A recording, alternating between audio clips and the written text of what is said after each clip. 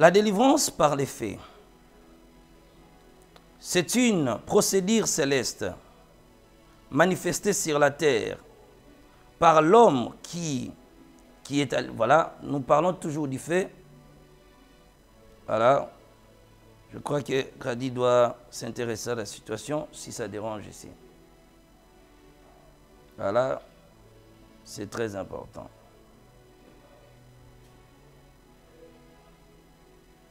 Je répète, moi je continue.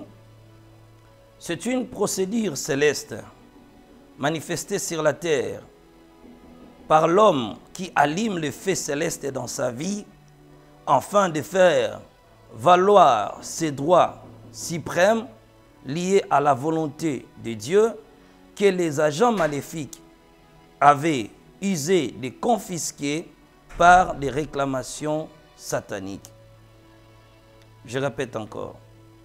La dernière, c'est une procédure céleste manifestée sur la terre par l'homme qui allume le fait céleste dans sa vie afin de faire valoir ses droits suprêmes liés à la volonté de Dieu que les agents maléfiques avaient usé de confisquer par des réclamations sataniques. Voilà, je regarde si vous êtes à la page. Voilà, vous avez compris que si on parle de la délivrance des faits, cela est très important parce que cette délivrance fait face à ce qu'on appelle des réclamations. On ne peut pas vaincre les réclamations sataniques sans parler de feu, sans allumer le feu, sans qu'une personne alimente le feu céleste, sans qu'une personne fait appel au feu de Dieu, sans qu'une personne... Donc voilà à quoi nous pouvons comprendre de ce qu'on appelle la délivrance par le feu. Je vais continuer à expliquer. D'abord, ce qui est important, avant de continuer, est d'abord de vous montrer, de vous parler un peu d'une nuance qui accompagne cette délivrance, appelée, ce que nous sommes en train de traiter, que le mot dont j'ai répété plus tôt. La délivrance rend une personne, voilà, la délivrance par les faits, rend une personne maître des circonstances de la vie dès que la personne est délivrée. Je répète, la délivrance par les faits rend une personne maître des circonstances de la vie. Dès qu'une personne est délivrée totalement, la domination lui est donnée contre les dominations, le principauté, contre les autorités, contre le pouvoir maléfique qui contrôle le monde. Cependant, elle devient la révélation de la gloire de Dieu et mènera une vie glorieuse sur terre. Suivre une séance de délivrance, c'est détruire l'action des sorciers sur soi-même, mettre fin aux actions des sorciers dans sa vie. Lorsque une personne suit une séance de délivrance, elle met lui-même fin aux actions de la sorcellerie dans sa vie, ou bien les actions des sorciers dans sa vie. C'est très important. Mais je ne sais pas si vous avez remarqué quelque chose, que malgré ce... bien qu'on a donné tous les 5 ou 4 définitions, quelque chose du genre, mais il y a quelque chose qui revenait toujours. Le nuance, on faisait des nuances dans nos définitions. On parlait de ceci, on parlait de cela, mais un mot ne changeait pas. Il rentrait toujours réclamation, réclamation, réclamation. Je ne sais pas si vous l'avez remarqué. Quel est son caractère principal? Comment elle s'opère dans la vie, la réclamation, comment elle s'opère dans la vie d'une personne? Avant de vous amener loin, j'aimerais d'abord attirer votre attention sur le mot réclamation. Lorsqu'une personne suit le processus de la délivrance, ou bien soumis à une séance, ou bien des séances de délivrance, la personne sera confrontée à une réalité. C'est une bonne leçon pour nous, pasteurs. Des fois, les gens viennent vers nous, nous leur soumettons à la délivrance, et au finish, la personne ne trouve pas la solution, Nous sommes frustrés, nous nous posons des questions, mais comment Dieu n'a pas pu opérer? Comment Dieu n'a pas fait quelque chose dans la vie de cette personne? Le problème est que nous sommes tellement pressés. Et ce problème est basé aussi sur les fidèles, surtout ceux qui viennent de l'étranger. Il vient avec un programme, il te dit, je suis venu suivre une séance de la délivrance, je ne ferai que 2 semaines. Maintenant, vous êtes confronté à cette réalité, vous devez faire tout pour en finir. Il y a un timing fixé par ces derniers et vous êtes dans l'obligation d'y respecter parce que c'est une personne qui travaille, c'est une personne qui fait ceci. Maintenant, il y a des délivrances ciblées. Voilà, ici, c'est comme si je commence à parler à l'école de délivrance lorsqu'on enseigne les pasteurs, mais ce n'est pas grave. Il y a maintenant des délivrances qu'il faut choisir, des zones qu'il faut toucher, qui peuvent rapidement amener une libération totale. C'est très important. Ici, la délivrance par les feux. D'abord, avant de l'expliquer, chaque délivrance a une mission spécifique dans la vie d'une personne. C'est pourquoi il y a des délivrances qui sont partielles, il y a des délivrances qui sont à la portée éternelle et il y a des délivrances aussi circonstancielles. Une personne suit une procédure de la délivrance pour être délivrée dans une circonstance, une réalité. La personne se retrouve à l'église, elle ne s'est pas préparée, elle vient directement, un homme de Dieu se présente, elle commence à chasser les démons, quitter le corps des gens, l'esprit qu'il a possédé, les démons qui étaient dans son corps, prend ses bagages et quitte le corps. C'est une délivrance circonstancielle parce que cela n'a pas été programmé. Mais à cause d'une forte onction de la personne qui est devant, ces dernières trouvent parfaitement sa libération. La continuité de cela sera très importante. Parce que s'il n'y a pas un suivi là-dessus, la personne pourra se retrouver dans la même situation. C'est le problème pour le ministère des tombeurs. Vous savez que le ministère des tombeurs sont des gens qui tombent toujours à l'église. Chaque déclaration, l'apparence des prophètes, il tombe. L'homme de Dieu dit seulement Jésus, elle tombe. Non, ces gens ont le ministère des tombeurs. Je ne sais pas comment ils font pour se relever.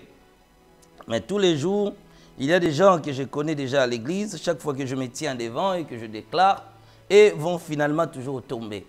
Même si j'invite un pasteur à l'église à qui je sais qu'il n'a pas l'onction de la délivrance, une fois qu'il prend le micro, il déclare seulement, j'ai quand même les âmes qui travaillent dans ce ministère, donc eux sont déjà des gens qui tombent. Je me pose la question où ils ont été formés à tomber à tout moment. Voilà. Mais la personne quand même, après un temps, ressent le même problème, rencontre la même réalité, la même difficulté spirituelle. La personne se pose la question, est-ce que j'ai été délivré ou je n'ai pas été délivré? Le problème n'est pas là. Mais quel type de la délivrance as-tu obtenu? Dieu opère parfois la délivrance circonstancielle pour faire entrer une personne dans quelque chose qui devait saisir l'opportunité dans un bref délai. Voilà, là on expliquera après. Maintenant, lorsqu'on parle que la délivrance touche des zones spécifiques, lorsqu'elle est maintenant déterminée.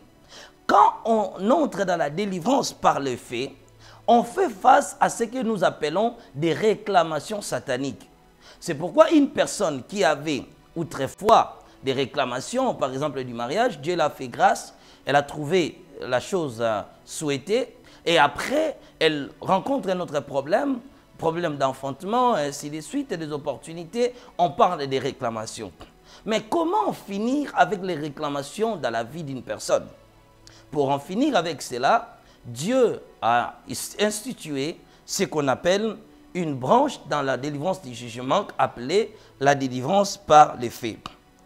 La délivrance là doit faire face à ce que nous appelons le réclamation. Réclamation ou bien réclamer signifie quoi? D'abord ici on parle d'être réclamé par les agents du diable, être réclamé par les œuvres du diable. Réclamer d'abord, j'explique réclamer pour vous donner ne serait-ce l'idée de ce que nous sommes en train d'aborder. Et nous allons comprendre la pondération spirituelle de ces choses. Réclamer signifie faire une demande insistante auprès d'une autorité pour faire reconnaître l'existence d'un droit. Réclamer, je répète, faire une demande insistante auprès d'une autorité pour faire reconnaître l'existence d'un droit. Nous allons lire les passages bibliques après. Réclamer, demande avec fermeté à quelqu'un, voilà, demande avec fermeté à quelqu'un quelque chose jugé légitime. Demande avec fermeté, virgule, à quelqu'un quelque chose jugé légitime. Réclamer, demander la restitution de quelque chose dont on estime propriétaire. Voilà. Réclamer, demander la restitution de quelque chose dont on estime propriétaire. Voilà, je me limite par ces quelques définitions. Maintenant, j'explique.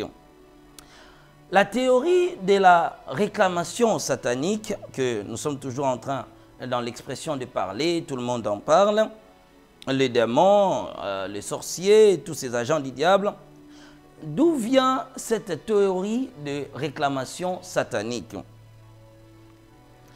Ici, il faut d'abord comprendre que, comme nous parlons des sorciers, réclamer la vie d'une personne, le bien d'une personne, est une caractéristique des sorciers.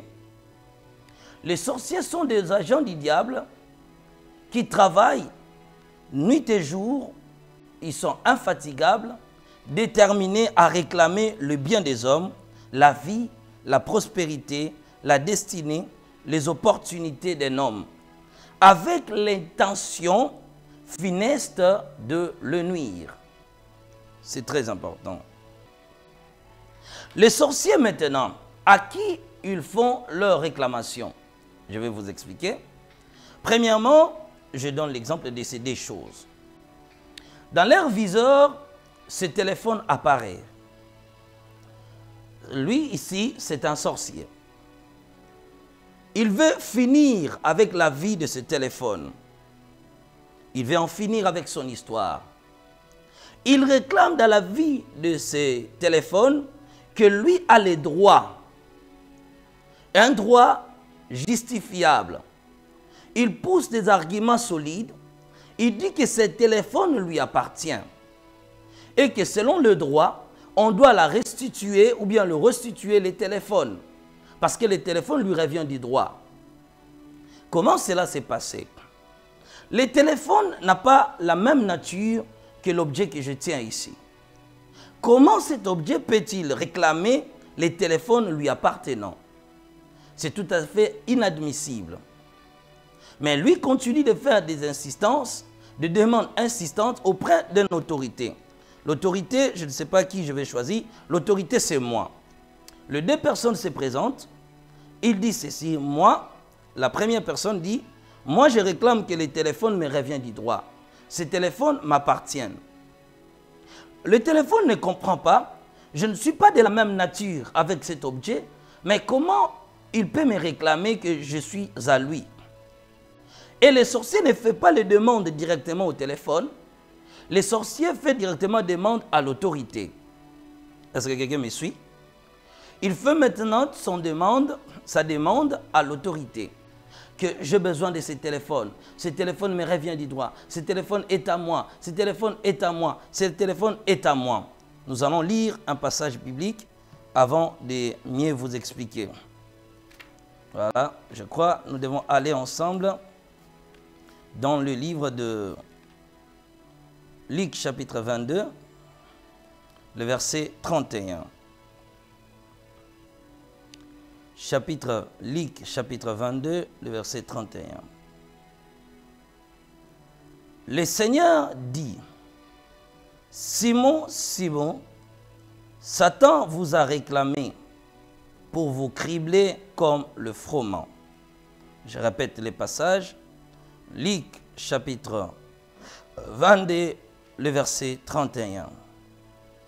Le Seigneur dit, Simon, Simon, Satan vous a réclamé pour vous cribler comme pour vous cribler comme les froment. Voilà. Je répète, le Seigneur dit, Simon, Simon, Satan vous a réclamé pour vous cribler comme le froment. Voilà, je me limite par là. Simon-Pierre, un disciple de Jésus-Christ. Nous savons tous les circonstances qui l'ont amené à être serviteur de Jésus-Christ. Le Seigneur l'a choisi. Il devient disciple du Christ. Un jour, Satan se présente devant Jésus. Il fait sa demande. Jésus laisse Pierre, laisse Simon. Je vais le cribler comme du froment. Remets-moi Simon. Il fait des réclamations. Il réclame Simon comme, je ne sais pas, un objet qui lui revient. Ou bien une personne qui fait partie peut-être de sa congrégation, de sa famille, de son clan, de sa tribu, ainsi de suite. Il dit que les disciples que tu traînes avec lui, les disciples qui marchent avec toi ne t'appartiennent pas. Remets-moi Simon-Pierre. Or, quand il fait ces réclamations, ces demandes insistantes, c'est dans l'objectif de le nuire, de finir avec ces derniers, de les détruire totalement. Est-ce que quelqu'un me suit? Je continue. Satan, Simon-Pierre, Christ, moi je prends par exemple Jésus. Maintenant, Satan se présente. Au lieu de se diriger contre Pierre, quand c'est un combat spirituel, les sorciers attaquent directement la victime, comme je vous ai expliqué. Il vient directement, il attaque la victime, il attaque la victime, il attaque la victime jusqu'à l'anéantissement complet. À l'anéantissement, voilà, jusqu'au néantissement complet de la personne. Maintenant, qu'est-ce qui va se passer? Satan ici, dans les réclamations sataniques, il ne s'adresse pas à la victime. Tu es dans son viseur spirituel, mais il s'adresse à celui qui a l'autorité sur toi. Satan s'adresse à Jésus. Il dit, remets-moi Pierre. Mais ils doivent pousser des arguments fondés. Satan avait poussé des arguments fondés. Jésus, si je réclame Pierre, qu'il n'est pas ton disciple, il me revient.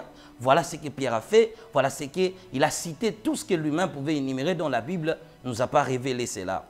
Parce que cette conversation nous est parvenue en connaissance lorsque seulement Jésus-Christ l'a parlé. Personne ne savait ce qui s'est passé dans le monde spirituel. Pierre, traînant avec le Christ, ne savait pas qu'il a été réclamé par Satan. Le diable réclame. Le diable réclame. Il pousse des raisons. C'est l'affaire d'un tribunal céleste. Il quitte la terre, il dépose sa plainte. Il dit, je viens réclamer Simon-Pierre comme me revient du droit, comme mon disciple, ainsi de suite. Lui-même, c'est ce qu'il avait dit au Seigneur. Il s'adresse à celui qui a l'autorité pour renverser la personne. Pour qu'on lui ouvre la voie de prendre ce qui est à lui. C'est pareil avec les réclamations de la sorcellerie. Les sorciers, là maintenant, ils vont faire des réclamations. Et je vais vous expliquer. La première réclamation, c'est la réclamation du sang de l'homme. Genèse chapitre 4, verset 10, Hébreux chapitre 12, verset 24. Lorsque vous êtes dans leur viseur, les sorciers savent que, Aston prie, Aston gêne, il fait ceci, il prêche la parole de Dieu. Comment faire pour le vaincre? Comment faire pour en finir avec lui? Comment faire pour prendre ce qui est à lui, par exemple? Premièrement, il consulte le sang de cet objet que je tiens. Les sorciers commencent à consulter les sangs. Ils font des réclamations sur base du sang de l'homme. Première réclamation, je parle des réclamations du sang. Ils consultent les sangs. Ils voient que le prophète Aston, par exemple, il est un serviteur de Dieu. Ses prières nous dérangent, il menace nos activités. Maintenant, qu'est-ce que nous devons faire? Lui ne peut pas être serviteur de Dieu. Lui ne peut pas faire ceci. Lui ne peut pas faire cela. Voilà, Suzanne m'avait dit, prophète, ne donnez pas des exemples sur vous-même. Ouais, je répète. Ils disent ceci. Cet objet ne peut pas servir Dieu. Il ne peut pas marcher avec Dieu. Il ne peut pas vivre les accomplissements de Dieu. Sa vie nous revient du droit. Ils vont consulter les sangs. Ils vérifient dans ton sang. D'où viennent leurs arguments solides? Par la consultation du sang. Ils découvrent que le sang que cet objet possède provenait de son arrière-grand-père. Lévitique chapitre 17, verset 4, on parle que la vie, que l'âme de l'homme est dans les sangs. Il consulte les esprits, le sang là qui coule dans tes veines. Parce que le sang que nous avons provient de, ce n'est pas mon sang, il provient de mon père, de mon aïeul, qui a hérité de son aïeul, et son aïeul à son aïeul, donc qui fait que mon sang provient de mes aïeux. Quelqu'un m'a compris. Il regarde maintenant que cet homme est devenu serviteur de Dieu. Cet objet est devenu serviteur de Dieu. Prenons le téléphone. Cet objet est devenu, le téléphone est devenu serviteur de Dieu. Il a le droit de jouir de toutes les promesses de Dieu. Mais un problème se pose au niveau du sang. Son histoire, le sang qui est dans ses veines, qui coule dans ses veines, provenait de son arrière-grand-père. Maintenant, qu'est-ce qui s'est passé? Comme l'arrière-grand-père a délibérément servi Satan le diable, il a traité l'alliance avec Satan. Il pratiquait l'occultisme, il pratiquait la sorcellerie, il pratiquait quelque chose de maléfique. Son sang sera porteur de ses démons. Job chapitre 14, verset 4. Son sang sera porteur de démons. Quelqu'un me suit? Voilà. Le sang de l'ascendant qui coule dans les veines de la descendant sera porteur des esprits démoniaques. Ainsi, sa lignée sera réclamée par Satan le diable. Les démons sont transmissibles, même dans les rapports sexuels. Votre grand-père a connu votre grand-mère. Après l'intimité, il y a eu un transfert des esprits démoniaques.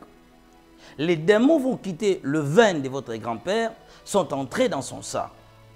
Et ces démons-là, après la mort de votre grand-père, le démon que votre grand-père a servi, le pratique qu'ils ont fait, ainsi de suite, ces démons resteront dans sa lignée pour surveiller son sang. C'est comme le droit spirituel de descendant, de l'ascendant qui a pris la volonté de servir Satan le diable et que par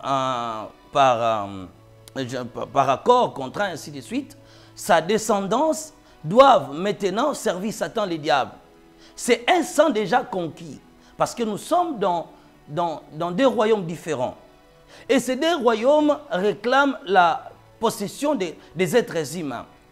Donc, lorsqu'une personne sert directement les diables, c'est comme si Satan dit, moi j'ai déjà mis mon sceau sur cette personne et sur son sang. Dieu, toi tu ne peux pas entrer ici, tu ne peux pas prendre cette personne parce que cette personne a été déjà gagnée. Donc, dès que la personne meurt, sa descendance me revient aussi du droit. Ils sont à moi.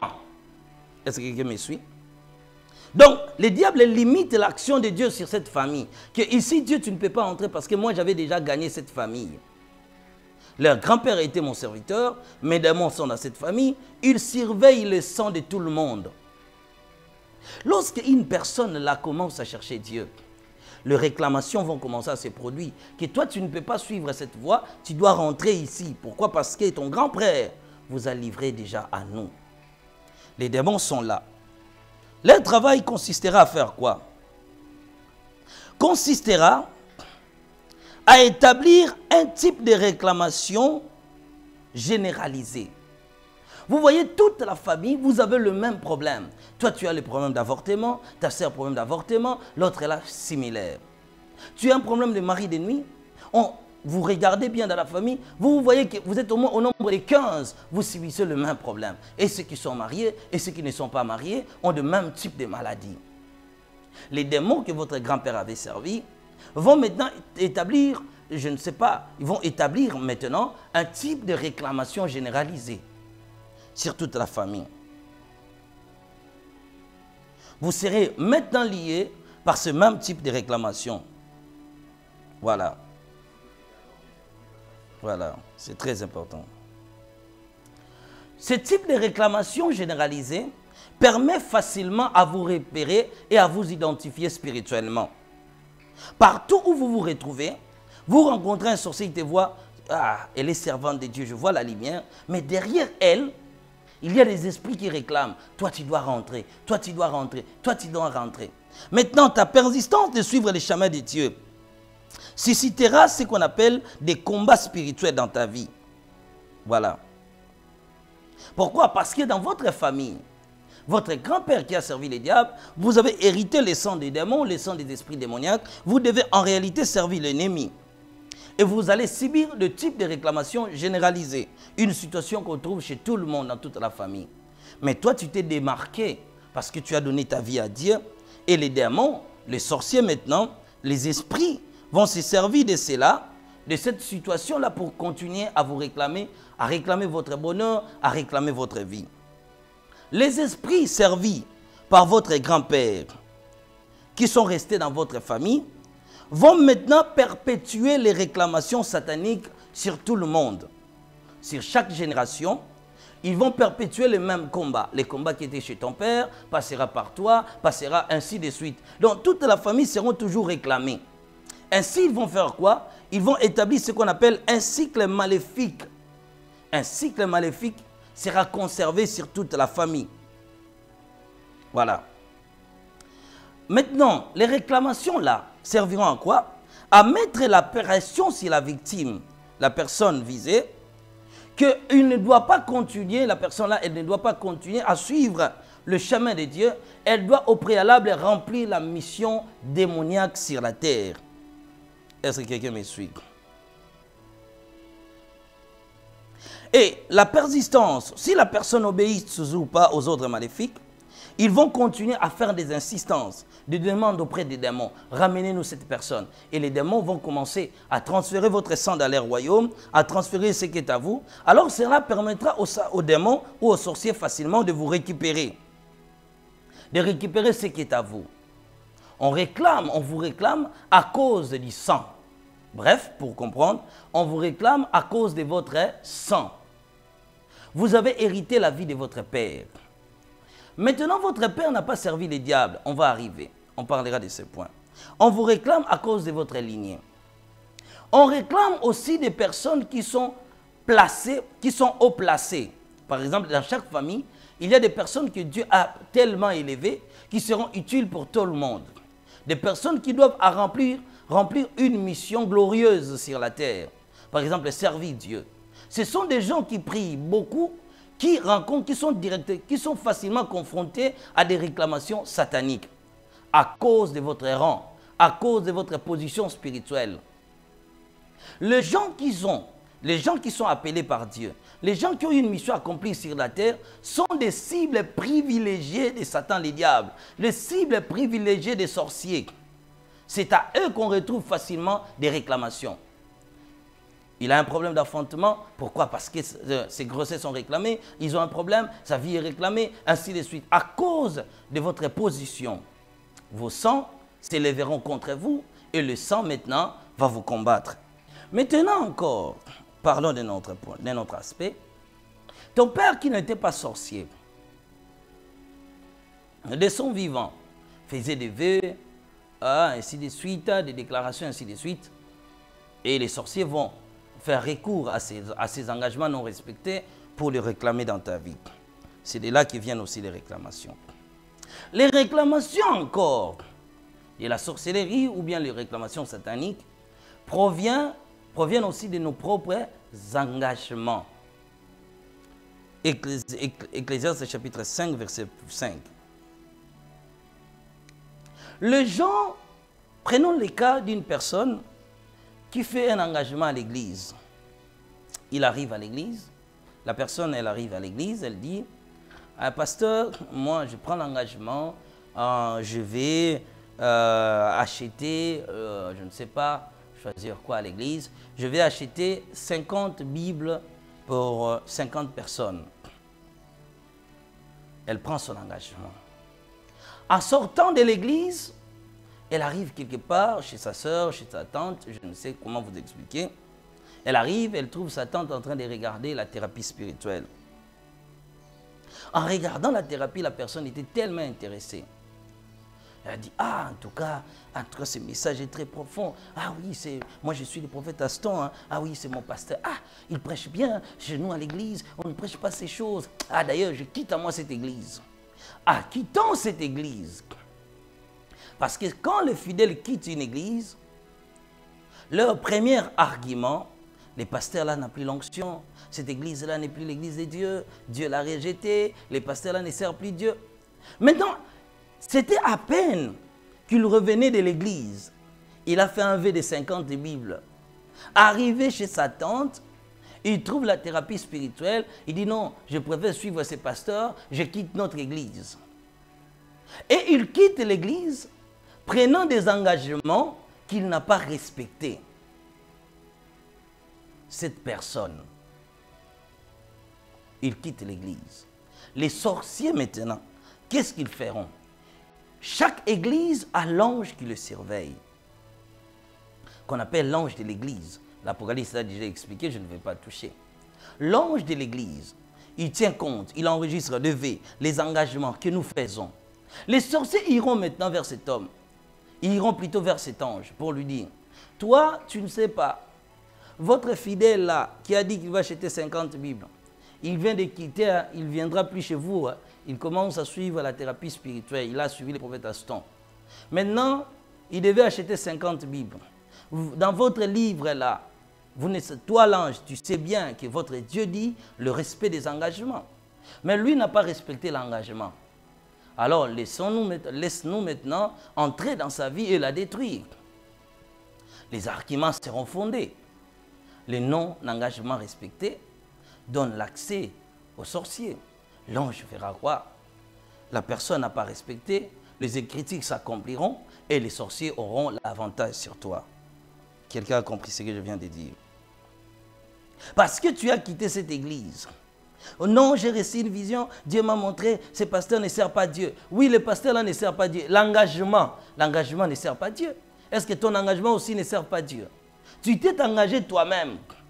Certaines personnes, ils vont appeler les pasteurs. Pasteur, je me désengage, comme l'accord. Il signe un contrat, après je retire. Après avoir apposé sa signature, il dit, je me retire de cet accord, je me retire. S'il y a une chose qu'on ne se retire jamais sans l'avoir accompli, c'est l'engagement. Il a quitté l'église, maintenant, il avait eu 3, 4, 5 visions, les pasteurs là est sorcier. Alors je n'irai plus dans cette église, il est au quitte, je quitte l'église. Mais quand tu allais là-bas, tu allais dans une église de Dieu et tu croyais faire des vœux. Tu as pris des engagements.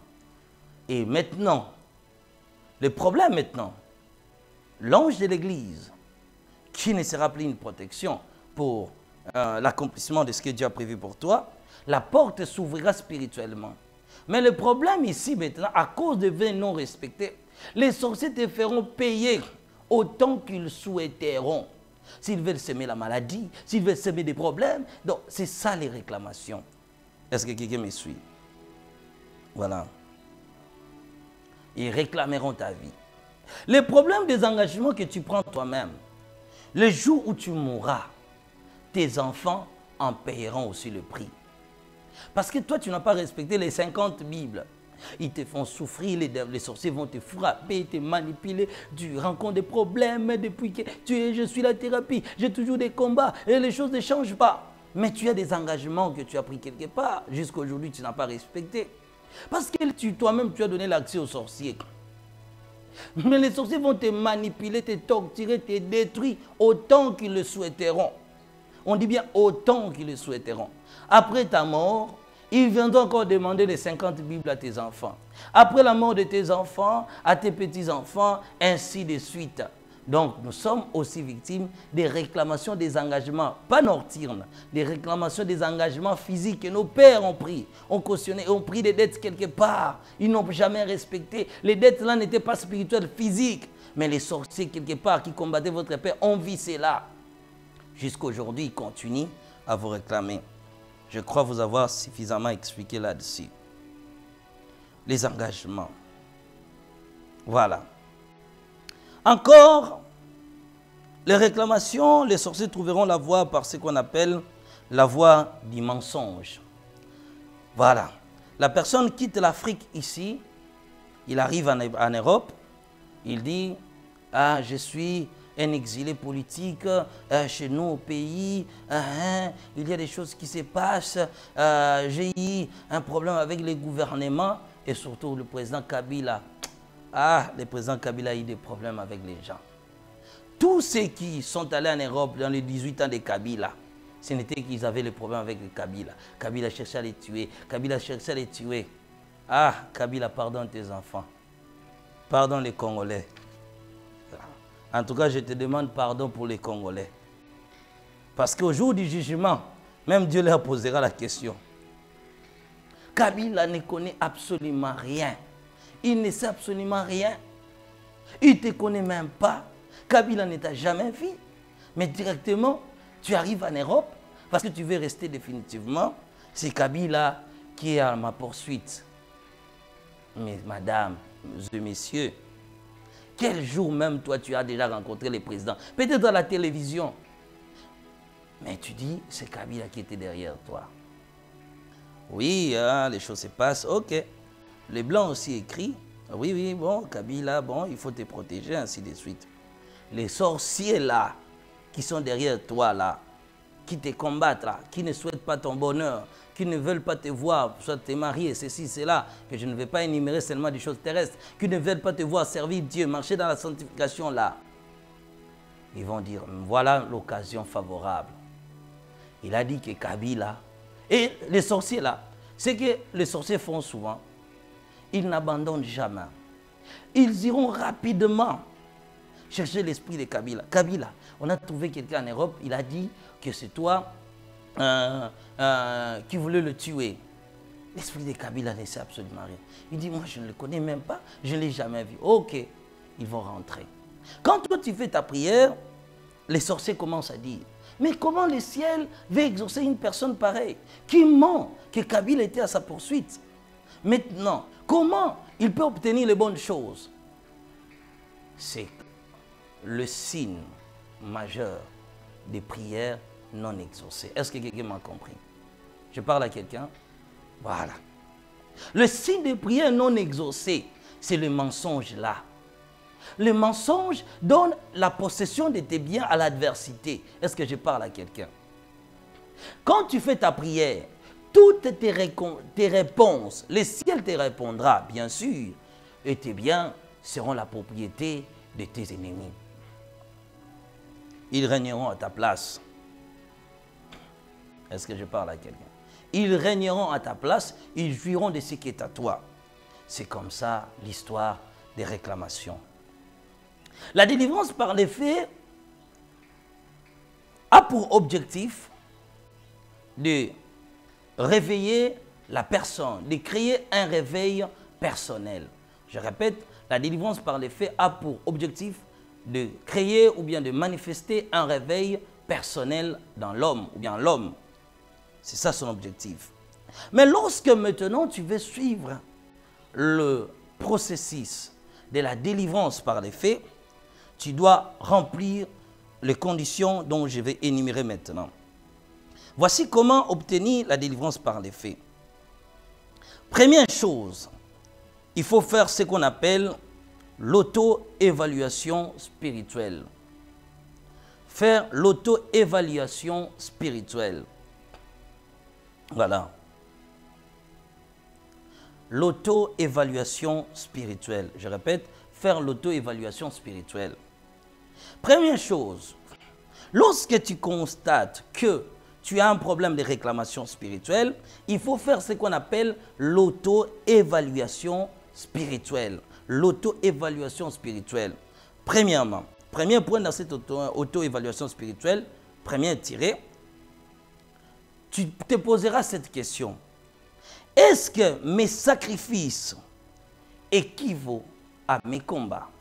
Parce que la délivrance par les faits ne s'opère qu'au niveau de sacrifice. Je répète, la délivrance par les faits est manifeste que par les sacrifices. Il te faudra des nuits blanches, c'est un sacrifice. Mais tu dois faire le sacrifice qui doivent être soit supérieurs à tes combats, supérieurs aux réclamations de ta vie. Si tes sacrifices sont inférieurs aux réclamations, il n'y aura pas la solution. Je répète, si tes sacrifices sont inférieurs aux réclamations, il n'y aura pas la solution. C'est pourquoi certaines personnes, malgré les prières, ils gênent, ils constatent que leur vie continue toujours d'être détruite. Malgré ces gênes, malgré ces prières, malgré ces montagnes, malgré... La personne constate que sa vie est toujours... La vie n'avance pas, les entreprises sont détruites, la vie spirituelle n'évolue pas. Pourquoi? Parce que le sacrifice que fait ces dernières n'atteignent pas les niveaux des réclamations de sa vie. Le feu du réveil brilleront en toi que lorsque les sacrifices atteindront un certain niveau. Pourquoi on fait les sacrifices? On paie les sacrifices pour atteindre un certain niveau de feu spirituel. Parce que c'est le feu qui doit maintenant briller dans tes veines, toutes ces choses-là, les réclamations, parce que c'est dans ton sang que le diable réclame, c'est dans ta vie. Mais il faut maintenant un feu d'embrasement se manifeste en toi pour que Dieu t'accorde le feu.